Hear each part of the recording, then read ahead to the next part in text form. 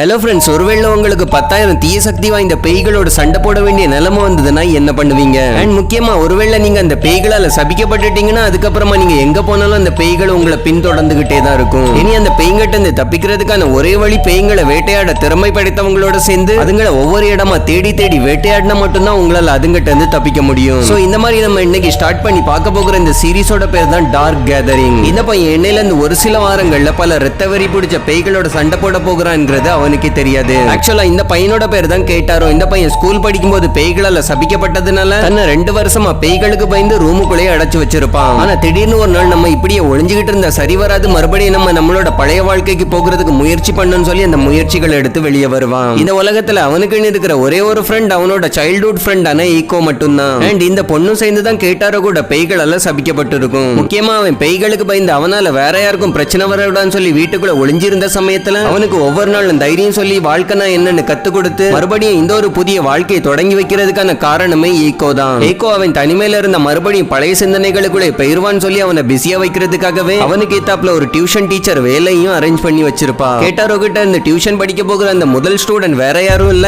ஈகோவோட cousin சிஸ்டரான யாயோய் தான். யாயோய பார்த்ததுமே அவனை போலவே சூப்பர் நேச்சுரல் பவர் யாயோய் கிட்ட இருக்குதுங்கிறத அவனோட கண்களால பார்க்க முடிஞ்சது. இவன் அவன் மேல இருந்து வர்ற கர்ஸ் எனர்ஜி அவனை விடவும் ரொம்பவே எக்ஸ்ட்ரீமா இருக்கும். அதே நேரத்துல யாயோய் அவளோட கையில ஒரு பொம்மைக்குள்ள பேய அடைச்சு வச்சு அதோட கழுத்தை பிடிச்சு நெரிச்சுக்கிட்டு இருப்பான். அதை பார்த்ததுமே அவன் ரொம்பவே ஷாக் ஆகிருவான். ஏன்னா அந்த பொம்மைக்குள்ள ஆவி இருக்கிறத அவனாலையும் உணர முடியும். அதனால அவன் எல்லாத்தையுமே இக்னோர் பண்ணிட்டு அவளை படிக்கிறதுக்கு என்கரேஜ் பண்ணுவான். ஆனா யாயோய், எனக்கு தெரியும் நீ என்ன மாதிரியான ஒரு நபர் தான், படிப்புல டைம் வேஸ்ட் பண்றதை விட்டுட்டு வா நம்ம பேய்களை வேட்டையாட போகலான்னு சொல்லுவான். ஆனா அவன் ஏற்கனவே அவனோட பழைய வாழ்க்கையில இருந்து வெளியே வர்றதுக்கு முயற்சி பண்ணிட்டு இருக்கிறதுனால முடியவே முடியாதுன்னு சொல்லிடுவான். உடனே யாயோய், நீ என் கூட வரலன்னா உன்னை இந்த வேலையில இருந்து தூக்குறதுக்கு கம்ப்ளைண்ட் பண்ணிடுவேன்னு மிரட்டுவான். அவன் டியூஷன் சென்டர்ல எல்லாத்தையும் பேசி முடிச்சு சமாளிக்கிறதுக்குள்ள ஈகோவும் யாயோய் சொன்ன மாதிரி பேய்களை வேட்டையாட போகிறதுக்கு ரெடி ஆகிடுவான். அவனும் வேற வழி இல்லாம சேர்ந்து இந்த ஹாண்டடான அட்வென்ச்சருக்கு கிளம்பிடுவாங்க.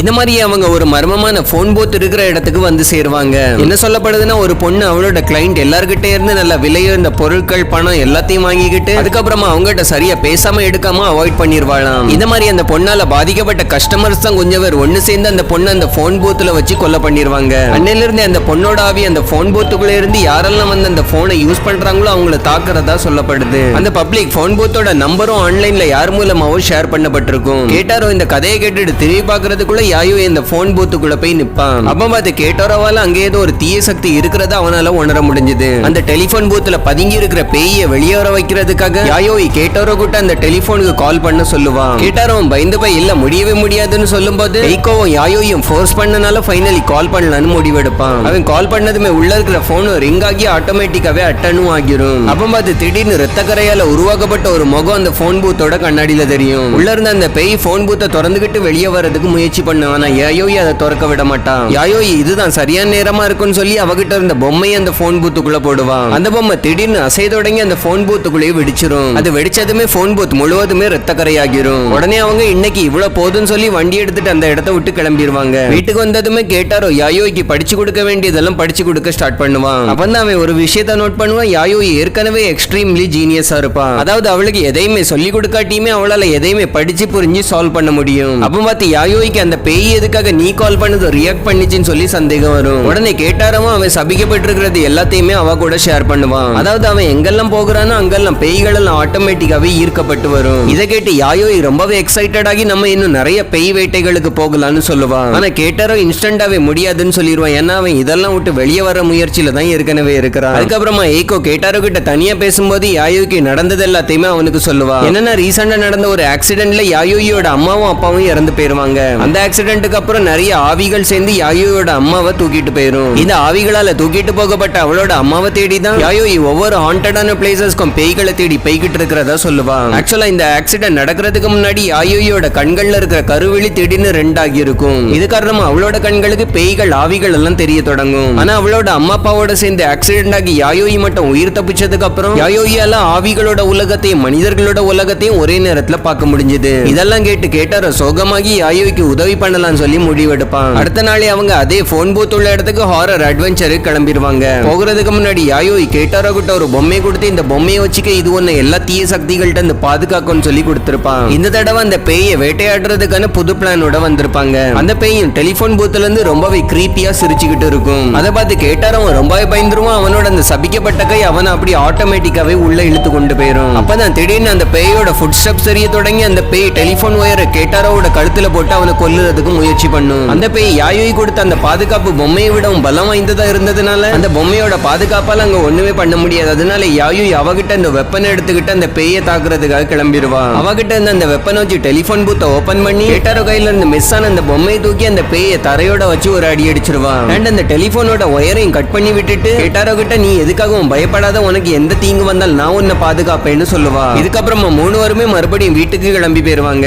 வீட்டுக்கு போய் நடந்தது எல்லாத்தையும் பத்தி பேசி டிஸ்கஸ் பண்ணிட்டு இருக்கும்போது எய்கோ கேட்டாரோ கிட்ட நீ இது எல்லாத்தையுமே என்ஜாய் தானே பண்ணிட்டு இருக்கிறான்னு சொல்லுவா. ஏன்னா கேட்டாரோ முந்தின நாள் அந்த பேய்க்கு கால் பண்ணும்போது ரொம்பவே கிரீப்பியா ஸ்மைல் பண்ணிருப்பான். ஆனா கேட்டாரோ நம்மள அப்படியெல்லாம் பண்ணணும்னு சொல்லி அதை நம்ப மாட்டான். அப்பதான் கேட்டாரோ நம்ம கண்ணுக்கு இவ்வளவு சொல்லாம படுற பேய்கள் எல்லாம் எதுக்காக யாயோயோட கண்களுக்கு தெரிய மாட்டேங்குதுன்னு யோசிப்பான். அண்ட் அவனோட அந்த டவுட்டுக்கு அவன் கொடுக்கிற ஆன்சர் என்னன்னா, பேய்கள் இந்த சின்ன பொண்ணோட கண்களுக்கு தெரியலங்கிறது உண்மை கிடையாது, பேய்கள் எல்லாமே இந்த சின்ன பொண்ணை பார்த்து ஒளிஞ்சு இருக்குதுன்னு யோசிப்பான். அண்ட் அதே நேரத்தில் அவங்க வேட்டையாடின அந்த பேய் இருந்த அந்த டெலிபோன் ஒரு பொம்மைக்குள்ள வைக்கப்பட்டு டேபிள் மேல வைக்கப்பட்டிருக்கும். அப்படியே நமக்கு அடுத்த நாளை காட்டுவாங்க. அடுத்த நாளும் கேட்டாரோ இன்னைக்காவது நமக்கு நார்மலான நாளா இருக்குன்னு சொல்லி எய்கோவோட வீட்டுக்கு வருவான். ஆனா யாயோய் அவனை மறுபடியும் பிளாக்மெயில் பண்ணி இன்னொரு ஹாண்டட் அட்வென்ச்சருக்கு போகிறது கேட்டுட்டு இருப்பான். ஆனா இன்னைக்கு எய்கோ ஆக்சுவலா கேட்டாரோ அவனோட பாட்டியோட கோவிலுக்கு கூட்டிட்டு போகிறதுக்கு இருப்பா. ஏன்னா கேட்டாரோட கை பேய்களால சபிக்கப்பட்டிருக்கிறதுனால டைம்க்கு அதை இன்னும் அதிகமா பரவ விடாம அவனோட பாட்டி கிட்ட தான் ட்ரீட்மெண்ட் எடுத்துக்கிட்டு இருப்பான். வெல் எப்பவும் கேட்டாரோ டைம் கிடைக்கிற சமயத்துல அவன் தான் தனியா போவான். இந்த தடவை எய்கோ சர்ப்ரைசிங்கா அவனை கூட்டிட்டு போவான். அண்ட் ஃபைனலா 3 பேரும் கேட்டாரோட பாட்டியோட கோவிலுக்கு போய் சேர்ந்துருவாங்க. அவனோட பாட்டியும் யாயோய பார்த்ததுமே இந்த சின்ன பொண்ணாலையும் பேய்களை பார்க்க முடியும்ங்கிறத உணர்வாங்க.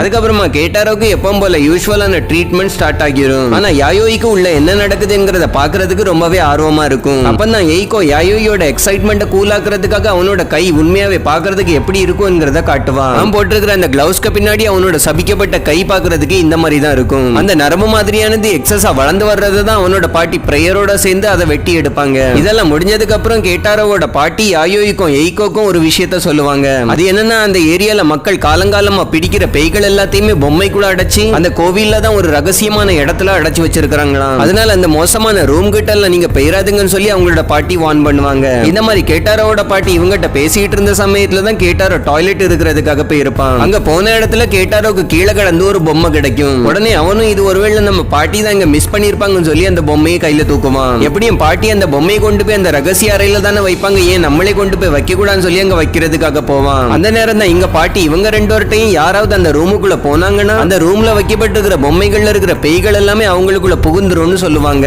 அதை கேட்டதும் எய்கோ ரொம்பவே பயந்து போயிருவான். அப்பதான் ஒரு ஜாப்பனீஸ் பொம்மை கேட்டாரோ கண்ட்ரோல் பண்ணி அவன் அந்த ரூமுக்குள்ள கூட்டிட்டு போய்கிட்டு இருக்கும். அதை பார்த்து இவங்க 3 பேரும் ரொம்ப ஆச்சரியமாகிருவாங்க.